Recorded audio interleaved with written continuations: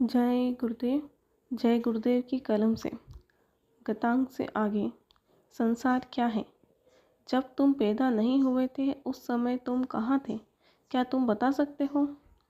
रूह तुम्हारे इस समय इस मनुष्य रूपी जिस्म में कहाँ रहती है? क्या डॉक्टरों के पास कोई ऐसा एक्सरे है जिसमें जीवात्मा का अक्स दिखाई दे? इतनी बड़ी शक्ति होते हुए भी डॉक्टरों ने इतनी उन्नति की, परंतु यह नहीं बताया कि जीवात्मा क्या है। जब बच्चा पैदा होता है उस समय बच्चा किसी को पहचानता नहीं है।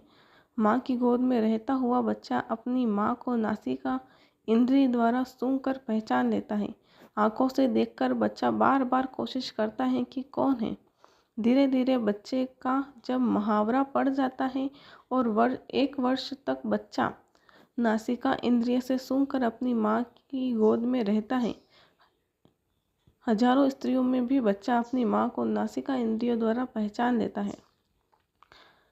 1 साल के ऊपर बच्चा अपनी माँ की बोली पहचानने लगता है। 2 साल पर बच्चा जोर देकर माँ की बोली सुनकर बोलने की इच्छा करता है और सदा माँ चाहती है कि बच्चा बोले। माता की जब बच्चा कुछ बोली सीख लेता है तब माँ अपने परिवार के लोगों का परिचय कराती है, जैसे मामा, चाची, भाई, बंधुओं का। बच्चा उनकी ओर बार बार देखता है और उनकी शरणागति का व्रती बनता जाता है। कुछ समय बाद बच्चा कुल कुटुंबियों को मानने लगता है। बचपन में रोते रोते बिताया। माँ ने उन चीज़ों के नाम सिखाए जो शरीर रक्षा के नाम उन पदार्थों के थे जो नाशवान थे। जब पूर्ण नाम बच्चे ने जाना और उनको देखने लगा तो बच्चे में लोलुपता की जागृति होने लगी। बच्चा उनके पाने का प्रयास करता है। प्रवृत्ति बच्चे की बन चुकी है। न पाने पर अत्यंत दुखी होकर रोता है और उन चीज़ों को पाने का प्रयास करता है। अपनी आंखों से जो नई वस्तुएं देखता है उनको लेने की कोशिश करता है। माँ और पिता से याचना करता है। पिता माता ममता के वशीभूत होकर बच्चे को नाना प्रकार की वस्तुएं प्यार से खरीद देते हैं। उन्हीं वस्तुओं को पाने पर बच्चा अपने हृदय में उन्हीं वस्तुओं तथा अनेक प्रकार की चमकीली वस्तुओं का स्थान बना लेता है। कुछ माता पिता सिनेमा की अनेक वस्तुएं दिखाकर बच्चों को और भी चंचल कर देते हैं। बच्चा जब अनेक प्रकार की चंचलता में आ गया तो माता और पिता का सन्मुख होकर उत्तर प्रति उत्तर देता है। माता प्यार से बच्चे को समझा नहीं सकती।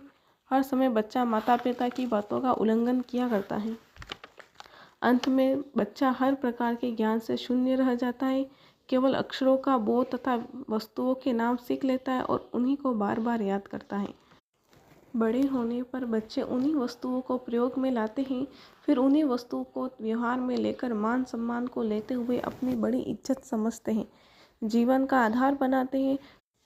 तथा यदि स्त्री संबंध हुआ तो दुख में प्राणी फंस गया और स्त्री बच्चों की ममता में फंसकर अपने असली जीवन के लक्ष्य से दूर होकर और अंत में जीवन के मूल धन को भी न समझ पाया। अंत अवस्था दुख में व्यतीत होने शुरू हो गई। धन नहीं, बच्चे अधिक बीमार रहते हैं। स्त्री सुख नहीं क्योंकि उसे अपनी ज़रूरत का सामान चाहिए। ममता उसे बहुत सताती है। इस कारण अनेक दुख द्वंद्वों में फंस गया। जय गुरुदेव।